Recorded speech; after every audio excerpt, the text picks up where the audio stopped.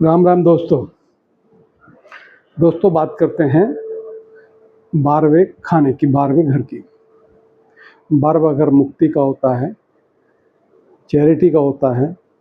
जब यहाँ कोई ग्रह बैठ जाता है तो वो ग्रह अपनी जो काम ऊर्जा है उसका यहाँ पर नाश हो जाता है। कहने का मतलब, अगर उसके अंदर 6 विकार हैं वो उनका यहाँ व्यय होता है। दूसरी बात, जो इच्छाएं आपकी उस ग्रह से जुड़ी हुई हैं उनका व्यय होता है, क्योंकि यहाँ ये देने की बात करता है।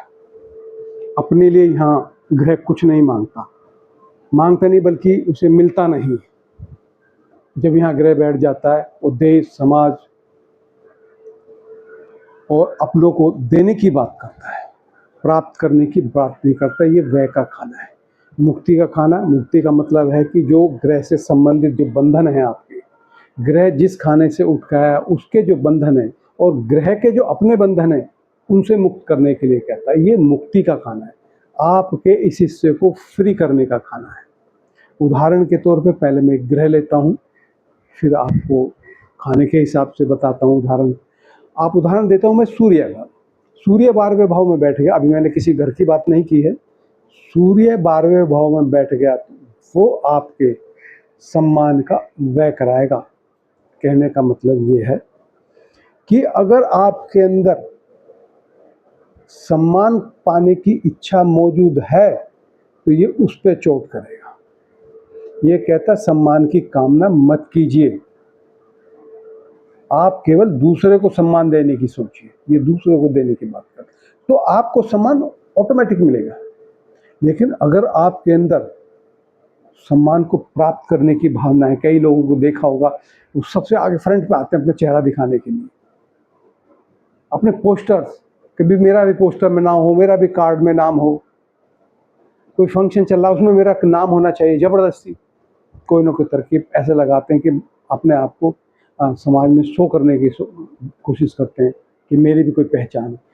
अगर किसी का सूर्य 12वें भाव में बैठ गया तो दोस्तों ये समझ लीजिए, आप उस कामना का आपको त्याग करना पड़ेगा। अगर नहीं त्याग करोगे तो बार बार इंसल्ट के लिए तैयार रहिए। आपके स्वाभिमान पर बार बार चोट पहुंचेगी ही पहुंचेगी। और जिस दिन आपने उस इच्छा का त्याग कर दिया, 12वां भाव ये कहता है कि जो ग्रह यहाँ बैठ गया उससे संबंधित इच्छाओं का त्याग कर दीजिए तो मैं आपको वो चीज़ दूंगा।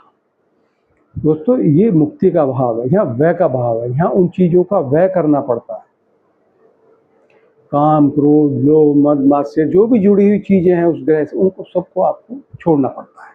अगर 12वें भाव में चीज़ों को छोड़ोगे नहीं तो वो चीज़ें आपकी परेशानी का कारण बनेंगी। अब दोस्तों किसी घर की बात कर लेते हैं, लगन की बात कर लेते हैं। लगन आप स्वयं हो, आप स्वयं मतलब लगन का मालिक 12वें में जाके बैठ गए। 12वें में आप स्वयं हो, आप आइडेंटिटी, आप मैं है पहले भाव से आता है। ये कहता मैं को खत्म कर दिए, मैं कौन हूँ। असली मैं को जानिए कि आप असली में मैं कौन हूँ। ये जो समाज में मैं बड़ा पावरफुल, मेरी बड़ी हस्ती है, मैं हूँ, ये जो मैं है इसका नाश करता है। अगर आप उस मैं को पकड़ के बैठ गए तो बार बार आपकी मानसिकता, आपके शरीर पे चोट लगती रहेगी। ऐसे लोगों की मनोस्थिति बिगड़ जाती है अगर वो त्यागने की भावना नहीं रखते, क्योंकि 12वां भाव त्याग, समर्पण, सेवा, प्रेम का है। अगर ये चीज़ आपके पास नहीं है तो साथियों, जिस खाने का ग्रह आके बैठ गया उस खाने से संबंधित परेशानियों के लिए आप तैयार रहिए। क्योंकि ये खाना ये कहते, इस खाने की 12वें खाने की कोई बाउंड्री नहीं होती। 12वां खाना बाउंड्री से परे है, इसकी अनलिमिट है, इसका कोई लिमिट ही नहीं है इसकी। ये कहता है हृदय को बड़ा रखिए, विचारों को बड़ा कीजिए। ये बड़ी चीज है। बड़ा कब बनता आदमी? जब छोटा सोचता नहीं, तभी तो बड़ा बनेगा। छोटा सोचना बंद कर दो, बड़े हो गया।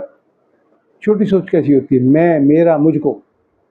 और जब सबको मेरा भी सबको, सबका ख्याल रखना, तो वो होता है बड़ा। मैंने अभी थोड़ी देर पहले बताया कि सूर्य यहाँ बैठ जाता है, सूर्य धर्म का कारक है, सूर्य धर्म का कारक है, शासक है, राजा होता है। राजा का काम क्या होता है? प्रजा की सेवा करना, प्रजा की सेवा करना, प्रजा को प्रोटेक्ट करना। अगर ये धर्म का भाव उसका 12वें भाव में रह के हो जाए तो कोई तकलीफ नहीं है। वो दूसरे की सेवा कर रहा है, दूसरे को प्रोटेक्शन दे रहा है, लेकिन इसमें ऐसा नहीं होता। वो सिर्फ अपनी प्रोटेक्शन के बारे में सोचता है, अपनी सेवा कराने के बारे में सोचता है, अपना बड़प्पन उसको महसूस होने लग जाता है। तो लगन आप स्वयं हो। अगर आपका मालिक बैठ गया वहाँ पर तो कहता मैं अंदर छुपी हुई उसका नाश कर देगा। आपको बार बार आपके व्यक्तित्व पर चोट लगेगी अगर आपने उस मैं को नहीं छोड़ा। ये उन चीज़ों को ख़त्म कर देगा। कहने का मतलब ये विकारों को ख़त्म कर देता उस ग्रह की, और वो ग्रह जहाँ से भी चल के आया है, जिस भी खाने से चल के आया है, उन सब का व्यय हो जाता है। देखो दोस्तों, 12वें खाने में कोई ग्रह गया तो आपकी एनर्जी तो व्यय होना ही होना है। आपके पैसे, संसाधन, शरीर जो भी है उनका सब क्या व्यय होना है। और वो खाना चैरिटी का भी है, वो खाना दुखों का भी है, हॉस्पिटल्स का, कोर्ट कचहरी का भी। ये आपको चूज़ करना है कि अपने पैसे को कहाँ लगाना चाहते हो आप। अगर आप दूसरों की सेवा में अपने पैसों को लगा दो, क्योंकि ग्रह वहाँ बैठ चुका है, आप लिखवा के लाए हो ऐसा, प्रारब्ध के हिसाब से आप व्यय आपका निश्चित है, तो क्यों ना अच्छे काम पे व्यय कर दिया जाए।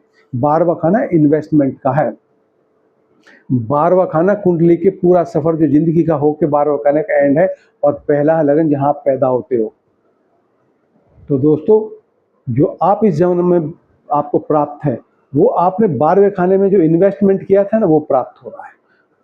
तो आप कैसा इन्वेस्टमेंट कर रहे हैं अपने आने वाले कल के, अगले जन्म के लिए, इस जन्म के लिए, वो 12वां खाना है। 12वां खाने में अगर सेवा, दया, धर्म, प्रेम, करुणा, सहयोग आपने इन्वेस्ट किया, इन्वेस्ट मतलब आपने दूसरों को के साथ वो व्यवहार किया, तो वो आपके अगले जन्म में लगन को मिलेगा। लगन आप प्रथम भाव लगन का है। इसलिए कहते हैं कि 12वां भाव इन्वेस्टमेंट का। आपने कई लोगों को सुना होगा कि भाई ये तो मोती दान करके आया है, सब तरह की मौज है इसके पास, करना कुछ नहीं है इसने।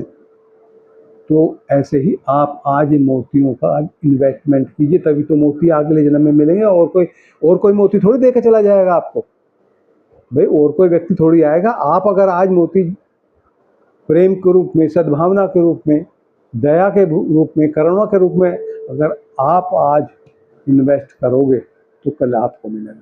तो कोई भौतिक दृष्टि से मैंने, आध्यात्मिक दृष्टि से चीज़ें बताई जो हकीकत में सच है। कुंडली एक्चुअल में यही बताती है। बेटा कब होगा, बेटी कब होगी, शादी कब होगी, नौकरी इनके लिए नहीं बनी। ये एक्चुअल में जड़ों में काम करती है, चीज़ों को बताती है। ये ऐसी साइंस है। तो दोस्तों, आपका व्यय तो निश्चित है। जो ग्रह वहाँ बैठ गया तो आपका धन जाना तय है। जब तक उसकी महादशा चलेगी तब तक आपका धन जाएगा। आपको तय करना है उस धन को इन्वेस्ट किस रूप में करोगे। बीमारी में करोगे, रोग में करोगे, किस में करोगे। पहले भाव का मालिक वहाँ जाके बैठा है। पहला भाव आप है, आपका तन है। या तो तन को सेवा में लगाओ, नहीं तन का व्यय निश्चित है। बॉडी में कोई ना कोई रोग निश्चित है। आपको बॉडी आपकी पहुंच गई है हॉस्पिटल में, या तो हॉस्पिटल में सेवा करो, दुखियों की सेवा करो, या खुद दुखी हो जाओ, खुद भर्ती हो जाओ हॉस्पिटल में। इस तरह से होता है। अब दूसरा मैं एक उदाहरण और लेता हूँ आपको, पंचम भाव का लेता हूँ। पंचम भाव ज्ञान का है, बुद्धि का है, बच्चों का है। भौतिक दृष्टि से ये कह सकते हैं कि भाई ये जातक विदेश पढ़ने जाएगा, घर से दूर जाएगा, हॉस्टल में जाएगा। दूसरा, इसके बच्चे इससे दूर जाएंगे, वो कंडीशन में जा सकते हैं। अगर ये अपनी बुद्धि का उपयोग, क्योंकि 12वें खाने में पहुंच गई है, अपने ज्ञान का उपयोग दूसरों को ज्ञान देने में, जो इसने ज्ञान इकट्ठा किया है उस ज्ञान को दूसरे के देने में। क्योंकि अष्टम खाना पंचम का अष्टम है। पंचम की गहराई, बुद्धि की गहराई है 12वां खाना। 12वां खाना पंचम की गहराई है। कहने का मतलब कि ऐसा ज्ञान पंचम का ऐसा छुपा हुआ ज्ञान 12वें खाने में आता है। तो अगर आप अपने ज्ञान को सेवा में लगाएंगे तो दोस्तों वो जो छुपा हुआ ज्ञान है वो एक्टिव हो जाएगा और आपकी बुद्धि का विकास बढ़ता रहेगा रात में। और अगर आप ऐसे नहीं करते तो संतान आपसे बहुत दूर चली जाएगी। मानसिक तौर पे आपकी संतान से आपकी दूर होगी, शारीरिक तौर पे हो या ना हो, पर मानसिक तौर पे आपको पसंद नहीं करेगी। आपकी बुद्धि एक कुएं की मेंढक की तरह सुकड़ के रह जाएगी, क्योंकि जब आप अपने ज्ञान को खाली नहीं करेंगे, वो कहता ज्ञान का व्यय कीजिए। ज्ञान को तिगड़म लगाने में व्यय करोगे, कोर्ट कचहरी में कहाँ व्यय करोगे? अगर उस ज्ञान को, उस नॉलेज को आप बांटोगे। एक शिक्षक है, अच्छा शिक्षक है, मैथमेटिक्स का शिक्षक है, अगर वो उस शिक्षा को सेवा में लगा देता है तो कितने बच्चे ऊंची शिक्षा लेंगे, कितने उस चीज़ की नॉलेज होगी, सदा सदा के लिए होगी। वो जो बच्चे उस टीचर के लिए भाव रखेंगे, वो भाव ही टीचर के लिए कल्याणकारी होगा। और वो मोटे पैसे लेके उनको नॉलेज दे रहा है उस ज्ञान की, क्योंकि उस टीचर को तो नॉलेज है, उसके पास तो नॉलेज है। अगर वो दे रहा है तो वो उतना कामयाब नहीं होगा। शिक्षित तो करेगा, नॉलेज है उसको, लेकिन वो डीप नॉलेज उसको कभी नहीं मिल पाएगी। जो कहते हैं ना पंचम भाव का अष्टम है, 12वां भाव, वो छुपा हुआ ज्ञान, रहस्यमय ज्ञान, उस चीज का वो बुद्धि एक्टिव ही नहीं हो पाई, क्योंकि उसने तो पैसे लेके उसको ज्ञान बांटा है, अपनी मोटी फीस ली है। वो चैन उसके उस टीचर के चित्त में हमेशा सूनापन, खालीपन, ऐसे लगेगा मुझे कोई पसंद ही नहीं करता। क्यों करेगा कोई पसंद? पैसे दिए थे, आपने पढ़ा दिया, बात खत्म। दोस्तों 12वें खाने में कोई भी ग्रह आ जाए, वो कहता आप अपने बारे में मत सोचिए, सबके बारे में सोचिए, जन कल्याण के बारे में सोचिए। ये पृथ्वी है, इसके कल्याण के बारे में, इनके जीव के कल्याण के बारे में सोचिए। कोई भी ग्रह किसी भी खाने का बैठ जाए, वो तो उसका जरिया बनेगा। जैसे मैंने पंचम कहा था, बुद्धि, एजुकेशन जरिया बनी। अगर 9वें भाव का मालिक बैठ जाए तो आपका ज्ञान, आपका अध्यात्म, आपका गुरुओं का ज्ञान, वो जरिया बनेगा यहाँ मुक्त होने के लिए। वो ज्ञान आपको मुक्त कराएगा, पिता आपको मुक्त कराएंगे। कहने का मतलब ये हुआ कि जब वहाँ ग्रह बैठ जाए तो अपने कोई आशा किसी से भी नहीं होनी चाहिए, आशा होनी चाहिए केवल ईश्वर से। तो ये खाना बड़ा अच्छा काम करता। तब चौथे भाव का मालिक आके बैठ जाए वहाँ पर, चौथा भाव मानसिक सुख का है। आपका मानसिक संतुलन बिगड़ा रहेगा, हमेशा मानसिक तौर पे दुखी रहोगे। क्यों? क्योंकि जो आपके पास संसाधन है, जो आपके सुख साधन हैं, उनके प्रति हमेशा चिंता बनी रहेगी, उनके प्रति हमेशा चिंता बनी रहेगी कि मेरा ये चला ना जाए, मेरे ये संसाधन कम ना हो जाए, मेरी बिल्डिंग ना बिक जाए, मेरी गाड़ी ना बिक जाए। 12वें खाने में बैठा, देखो बाकी ग्रह 8 ग्रह भी होते हैं, एक ग्रह से काम नहीं चलता, लेकिन यहाँ चौथे भाव में चोट जरूर लगेगी अगर वो व्यक्ति मानसिक तौर पे दूसरों की सेवा करता है, दूसरों को मानसिक सुख पहुंचाता है, अपने संसाधनों का उपयोग समाज सेवा में लगाता है, तो मानसिक तृप्ति बड़ी अच्छी होगी। अन्यथा नींद नहीं आएगी, सैया सुख नहीं मिलेगा। 12वां खाना सैया सुख का है, नींद का है, वो नहीं ले पाए। मानसिक तौर से तृप्त नहीं होगा तो नींद कहाँ से आएगी? सिर्फ अपने बारे में सोचना। अब आप ये देखिएगा, अगर दूसरे भाव का मालिक 12वें भाव में बैठेगा, दूसरा भाव धन का है, क्योंकि 12वें खाने में जो भी ग्रह जाता है, जिस खाने का जाता है, वो जरिया बनती है आपकी मुक्ति का। अगर आप उसको लेके मुक्ति की तरफ नहीं बढ़ते हैं तो वो आपके लिए झमेला है, वो आपको समस्या है। अब दूसरे भाव का मालिक, धन भाव का मालिक बैठ गया है 12वें भाव में, तो धन का व्यय होता क्या है कि जब एक खाने को अच्छा करोगे, दूसरा खाना ऑटोमेटिकली अच्छा हो जाता है, दोनों का लिंक होता है। अब दूसरे भाव का मालिक जैसे 12वें में, धन का व्यय निश्चित हो गया। आपको धन से, वो कहता धन से आपको अटैच नहीं रखना, ये धन मेरा नहीं है, ये मैंने कमाया, अगर ये भाव पैदा होने लग गए तो धन तो जाएगा ही जाएगा, बीमारियों में जाएगा, कोर्ट कचहरी में जाएगा, हॉस्पिटल्स में जाएगा।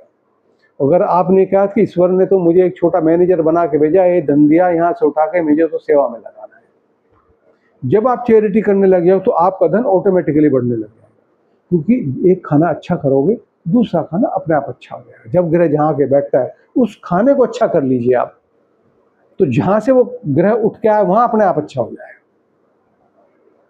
समझ रहे हैं ना बात को मेरी को?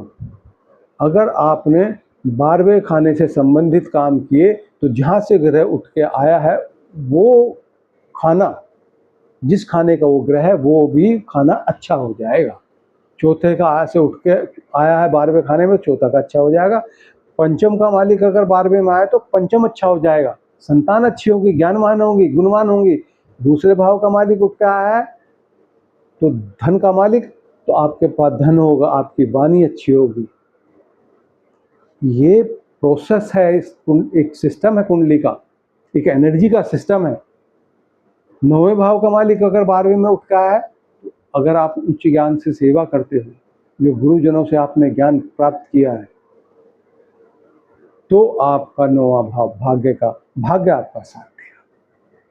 कहने का मतलब यह है, कोई भी ग्रह आए और आप मानसिक तौर से स्वतंत्र महसूस करोगे, कोई भी दिमाग में किसी तरह का कोई लोचा नहीं, कोई वजन नहीं। जब आप 12 भाव से संबंधित काम करोगे, 12 भाव दूसरे के बारे में सोचता है, सोचने के लिए कहता, नहीं सोचोगे तो ये मजबूर करेगा आपको, क्योंकि इसका काम है ये।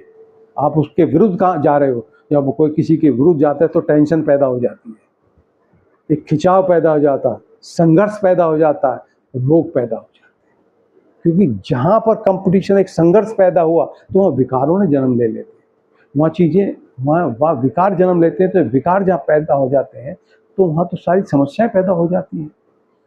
तो दोस्तों ये कह देना कि भाई 12 में बैठ गया, अब मैं चीज़ों को छोड़ रहा हूँ, बड़ा मुश्किल काम।